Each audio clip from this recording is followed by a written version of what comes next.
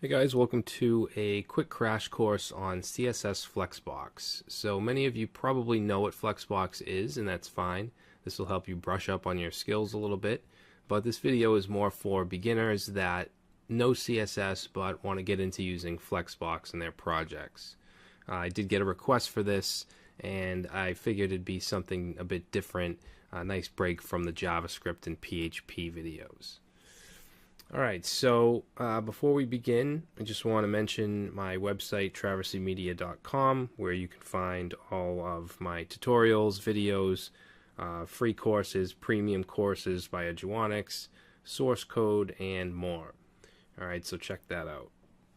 Alright, so what the hell is Flexbox? It's also called the Flexible Box model. It's basically a layout mode or model that provides an easy and clean way to arrange items within a container. So if you've used CSS for a while, you've probably been using the old block model where you assign widths, whether it's a percentage or a fixed width, and then you use floats to arrange items on the page. If you want, for instance, 3 boxes in a row. And then you'd have to factor in your margins and your padding, and you'd have to do all types of math to figure out how much margin, how much width you should have, and it can be kind of a pain in the ass. So Flexbox has basically taken care of all of this. There's no floats at all.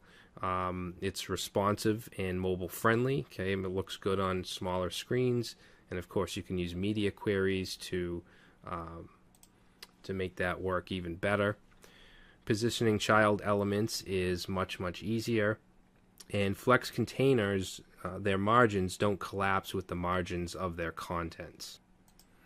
And then another great feature is that if you want to change the order of the elements, okay, so for instance if you have a main column and then a sidebar and another sidebar, if you want to change the order of that, you don't have to edit the HTML. You don't have to move the first sidebar over to the other side if you want the main column in the middle. Alright, you can simply assign an order property. And we'll get into all of this as we move along. Alright, so some of the concepts of the flexible box model is the ability to alter item width and height to best fit in its container's available free space. Flexbox is also direction agnostic. Alright, and this is different than the block model, which is vertically biased, and then the inline, which is horizontally biased. Flexbox works well for both. Alright, Flexbox was created for small scale layouts, and there's another standard called grids, which is geared more towards larger scale stuff. This will work similar to the way that Twitter Bootstrap grid system works. Alright, but that's for another video. So this is a quick diagram of how Flexbox looks. Basically we have a main container wrapper, alright, the flex container, and this is the element that we assign the display property. We assign display flex, and then inside that we have child elements or flex items. So there's certain properties that go on the container and certain ones that go on the items themselves. There's also an X and Y axis, or in Flexbox it's called the main and the cross axis, and we can use certain alignment properties to position items here and to change directions and vertically and horizontally align, all kinds of stuff. All right, but it's kind of hard to explain just talking and showing you a diagram, so we will get into the code and I'll show you how it works. So here are the main flex properties. Okay, so we have display flex. Okay, you can also do inline flex. This goes on that container element.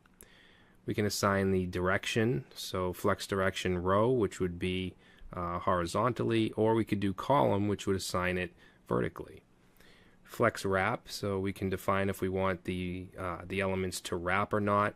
So if we make the browser windows smaller, should they go down to the next line or not? Flex basis is basically the same as width.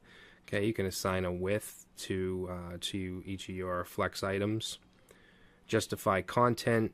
Okay, so this basically, if we want it to align to the left, we can say flex start. The right would be flex end. We can also do center. And then we have a bunch of other alignments to align self, This basically allows the default alignment to be overridden for individual flex items.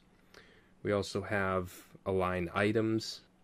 This is the behavior for how the flex items are laid out along the cross axis. And then we have align content, which aligns on the cross axis.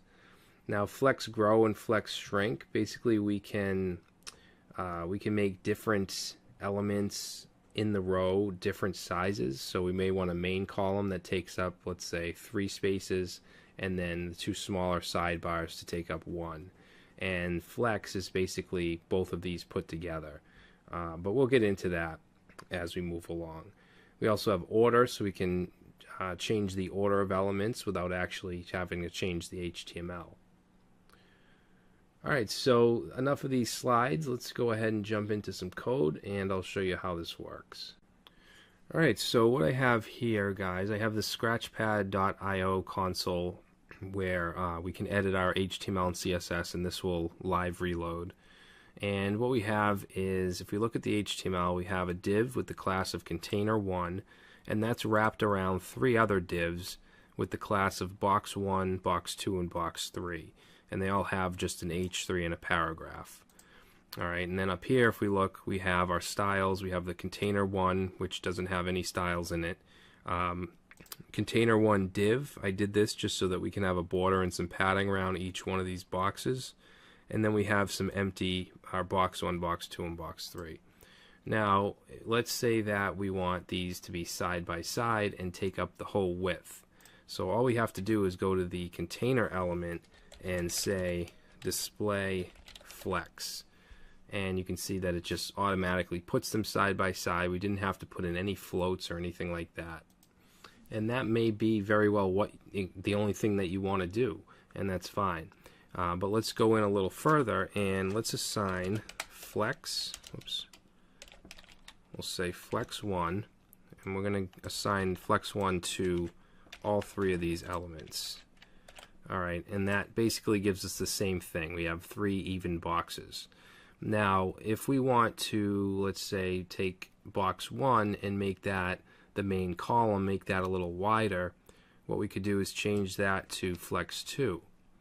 Alright, you can see that it pushed these 2 over, and this is now larger. We could go and flex 3, flex 4, and so on. Actually, I think when we get to a certain length, a certain width, it just stops. But let's keep it at flex 2. Alright, now if we wanted to take box 3 and say flex 2, we could do that as well. But what I want to do is now show you how we can change the order of these. Let's say that we want this to be the main column, and we want that in the middle of the 2 sidebars.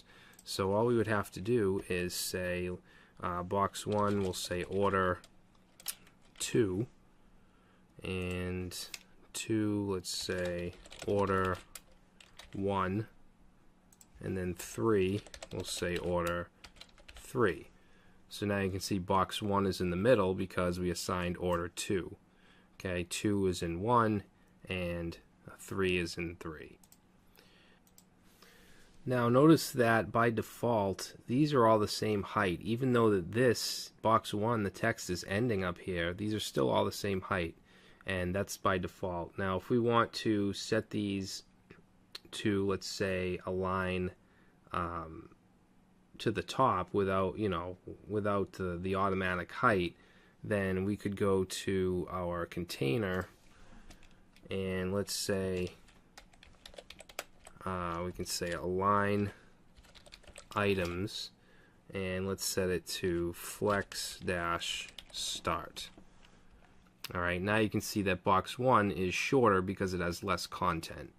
If we want to go the other way and put it towards the bottom, we could say flex end, and that would move it down. Alright, and I'm actually going to leave these. I'm just going to comment them out just so you guys can have this for future reference. Okay, so that'll be end, and I'm just going to wrap this in a comment. Alright, we can also do center. So if we were to say align items center, you can see that that moves it to the center. All right, by default, it's actually stretch. Okay, that's the default. All right, let me just move this up here. Okay, so that's align items. Thank you for watching. If you enjoyed this video and found it helpful, please like, follow, and subscribe to my channel for more tips, tutorials, and insight about programming. Stay tuned for more content and see you in the next video.